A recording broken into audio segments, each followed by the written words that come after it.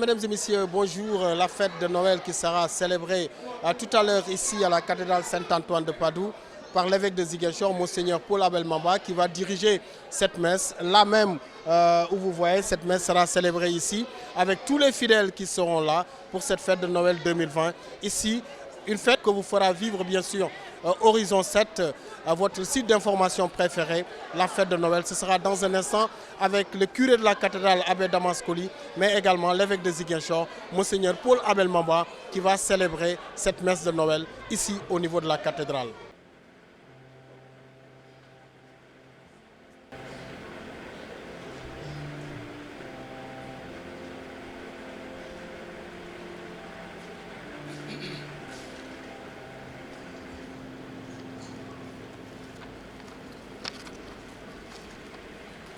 Au nom du Père et du Fils et du Saint-Esprit, chers fidèles du Christ, chers frères et sœurs bien-aimés, le Verbe s'est fait chair et il habitait parmi nous, nous dit l'Évangile de ce jour. À le méditer et à chercher à le comprendre, il y a un contraste saisissant entre l'évangile que nous venons d'entendre, tiré de Saint Jean, et celui que nous avons lu hier, la veillée de Noël, tiré de Saint Luc. Dans celui que nous venons d'écouter, où il nous est raconté la naissance de Jésus, nous ne retrouvons plus le schéma d'hier avec la crèche, mais plutôt le prologue du Verbe de Dieu qui est présenté comme la vie et la lumière venant de Dieu. Du récit de la naissance de Jésus, un enfant nouveau-né dans une mangeoire, entouré de ses parents, la Vierge Marie, de Joseph et de sa première famille, les bergers, nous passons en ce jour à ce grand récit énigmatique du prologue de Saint Jean, qui nous parle du commencement de toutes choses. Au commencement était le Verbe, et le Verbe était auprès de Dieu, et le Verbe était Dieu, nous dit l'Évangile. Pourquoi la liturgie a-t-elle retenu ce texte de l'Évangile de Saint Jean pour le jour de Noël? Alors que nous trouvons plus circonstancié celui que nous avons lu hier à la veillée de Noël, qui nous parle directement d'un petit enfant né dans une mangeoire. C'est que la foi chrétienne ne se résume pas à un beau tableau de Noël, sans nuages, ni à une mythologie sortie du fond de l'histoire. Celui en qui nous croyons, Jésus-Christ, dont nous célébrons la naissance aujourd'hui, s'il s'est fait homme au milieu de nous les hommes,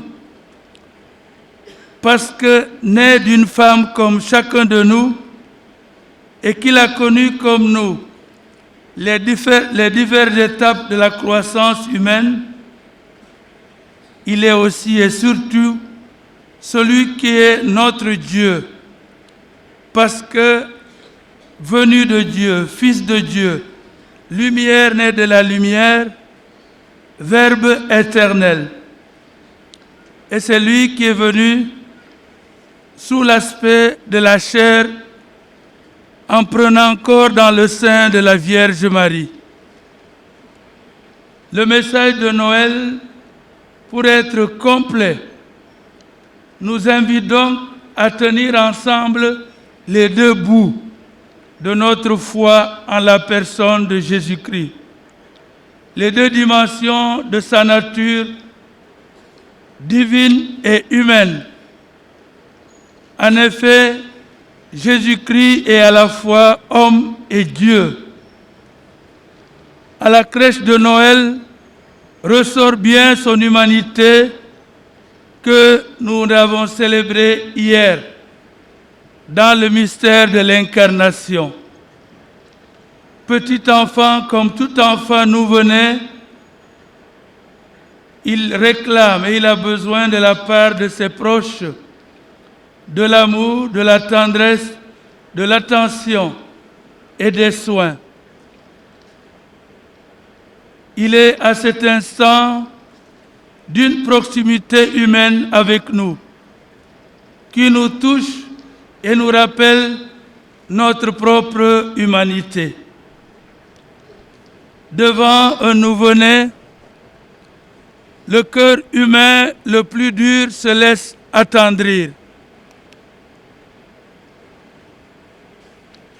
Il suffit de voir combien une naissance vient apporter de la joie et de l'espérance dans chaque famille humaine. Dans l'évangile de Saint Jean qui nous est proposé ce matin,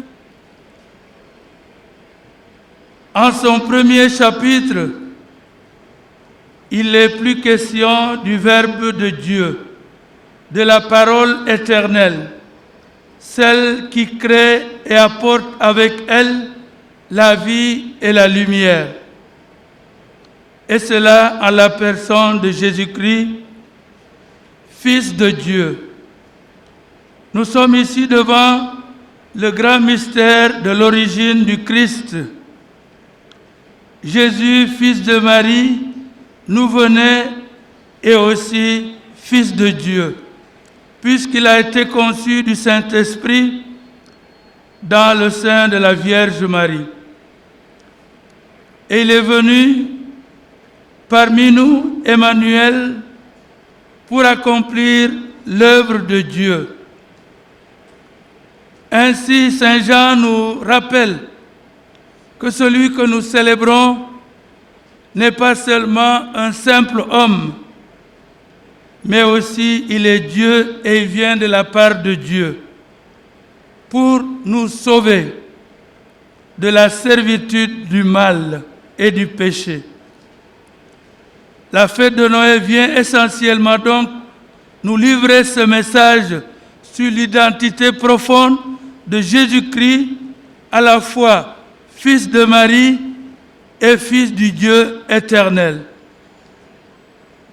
Né de la Vierge Marie, conçu de l'Esprit Saint, comme nous le confessons dans le credo de la foi de l'Église, nous nous le rappelons pour que nous ne puissions pas seulement considérer Jésus sous la dimension humaine, mais la double dimension humaine et divine. Et c'est à ce titre qu'il est venu nous sauver, nous diviniser aussi. Engendré, non pas créé, de même nature que le Père, il descendit du ciel, disons-nous dans le credo. En résumé, le message de la parole de Dieu de ce matin veut nous rappeler que nous avons à unir dans une même foi et dans un même regard spirituel que Jésus-Christ est l'envoyé du Père, dont parlent les prophètes, dont parle la seconde lecture tirée du livre aux Hébreux. Avant qu'il n'advienne, il y a eu les prophètes qui l'ont annoncé, notamment le prophète Isaïe, dont nous avons lu la première lecture. Et ils nous ont présenté également Jean-Baptiste, qui a été le précurseur qui a été la charnière entre l'Ancien Testament et le Nouveau Testament pour préparer son peuple à accueillir le Messie. Proche de nous, Jésus le sera toute sa vie humaine. Nous l'avons vu dans l'Évangile, visitant les malades, relevant les faibles, pardonnant aux pécheurs, partageant un enseignement de justice entre tous les hommes, rappelant à l'homme sa dignité véritable. Et il va le faire jusqu'au don suprême de sa vie sur la croix, par fidélité à l'amour de Dieu et à l'amour des hommes. Alors Jésus est l'autre, le tout autre. Jésus l'exprime par le pardon des péchés. Rappelons-nous les polémiques. Qui peut pardonner les péchés sinon Dieu seul? Et c'est à ce titre qu'il va le faire. Il va accomplir également des miracles, la multiplication des pains, la marche sur les eaux, la résurrection de Lazare et beaucoup d'autres malades. Seul Dieu peut accomplir de tels miracles. Ainsi donc, la fête de Noël, il nous faut faire le lien avec l'autre grande fête chrétienne, qui est la fête de Pâques, que nous célébrons au bout de notre cheminement. Soit la Pâque, qui veut dire passage, en passant de ce monde au Père. La fin de notre vie est toujours une Pâque. On passe de ce monde, on passe de ce monde à l'au-delà, comme Jésus a fait en donnant sa vie pour le salut de toute l'humanité.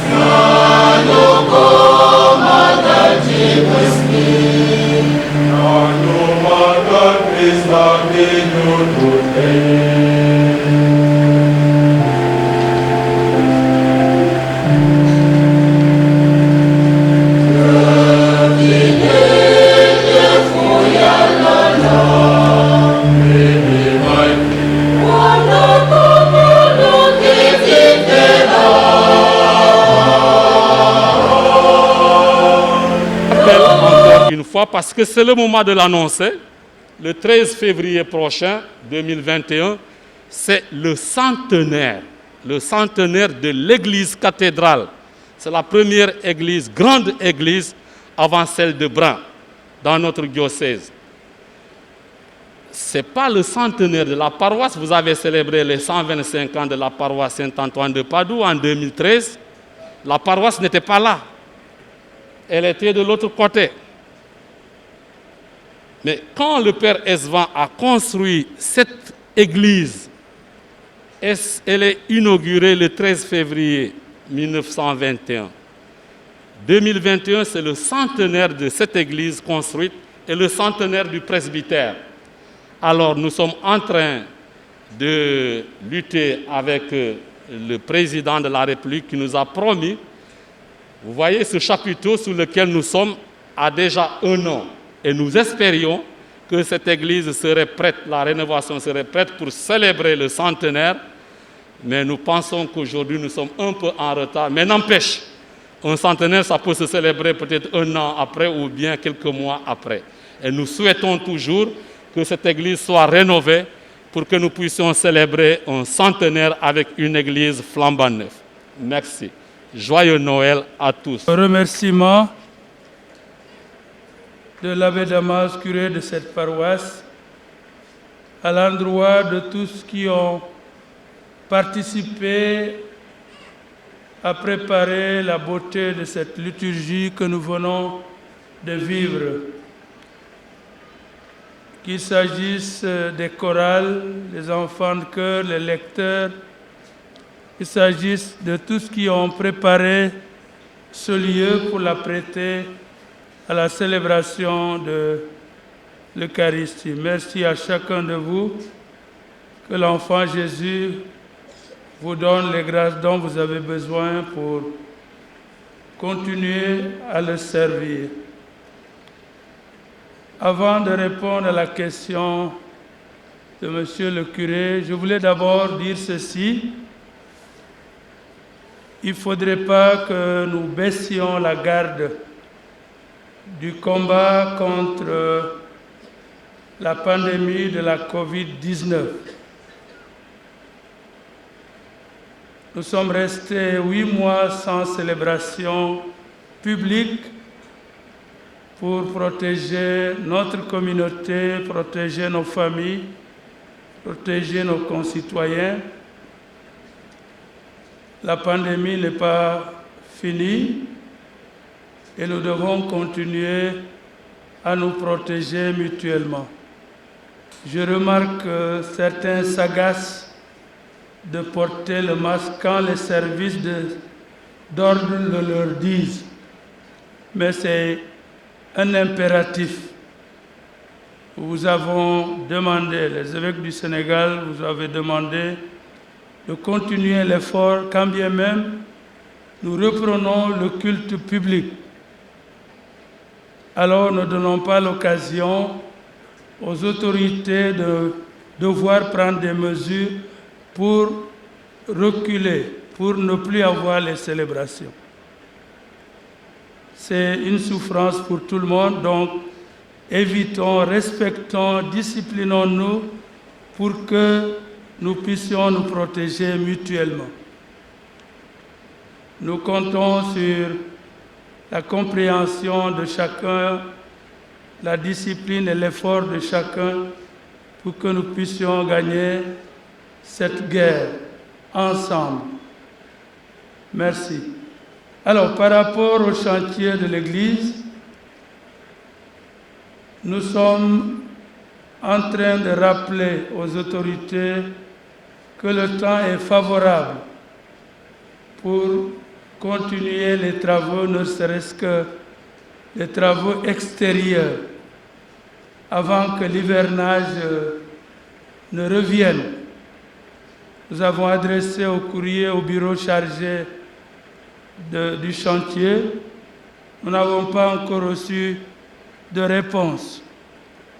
Nous allons devoir les relancer pour voir. Nous avaient dit qu'avant l'entrée de l'hivernage, ils avaient soumis les chantiers aux entreprises qui ont postulé. Alors, nous n'avons pas plus d'informations. Est-ce qu'ils ont retenu une entreprise ou pas? Ou bien est-ce que qui doit faire quoi? On n'a pas encore de nouvelles. Nous allons continuer à nous battre pour que les choses reprennent. Donc, faites preuve de patience. Je pense que la promesse qui nous a été faite sera tenue. Dans quel délai, je ne peux pas vous dire. Voilà, continuons et à prier et à être patients pour que le chantier puisse reprendre. Je finis en souhaitant un joyeux Noël à chacun de vous que la paix de Noël arrive dans nos familles, dans nos communautés, et que nous soyons, nous aussi, à notre tour, des messagers de cette fête de Noël, qui est une fête de famille, une fête pour les plus jeunes, une fête pour chaque homme, puisque le Christ est venu pour chaque homme. Bonne journée et joyeux Noël à tous. Voilà donc Noël célébré sous fond de pandémie de Covid-19, comme vous avez pu le constater. En tout cas, des mesures strictes dans le respect du protocole sanitaire ont été prises par le clergé, par donc l'Église, avec un port de masque obligatoire, mais également lavage des mains. La messe vient juste de s'achever. Une pandémie Covid-19 qui certes a affecté en tout cas les différentes manifestations, mais qui n'a rien enlevé de la ferveur religieuse dans ces célébrations de Noël. Comme vous avez pu le constater ici à la cathédrale Saint-Antoine de Padoue, où la messe a été dite et célébrée par l'évêque Monseigneur Paul Abel Mamba, une messe qui vient de se terminer, mais vous l'avez vécu, vous l'avez constaté avec nous, c'est une grande ferveur religieuse, la nativité du Christ célébrée dans l'allégresse totale, dans la joie, avec bien sûr la nativité du Christ. Voilà tout ce qu'on peut retenir ce matin ici au niveau de la cathédrale. Il en est de même pratiquement dans toutes les paroisses de la ville de Ziguinchor, comme à la paroisse de Néma, où des baptêmes ont eu lieu, des premières communions. C'est dire en tout cas que malgré la pandémie, cela n'a rien enlevé du cachet festif, du cachet de cette ferveur religieuse de cette fête de Noël que Horizon 7 vous a présenté en direct de la cathédrale Saint-Antoine de Padoue. Merci et joyeux Noël.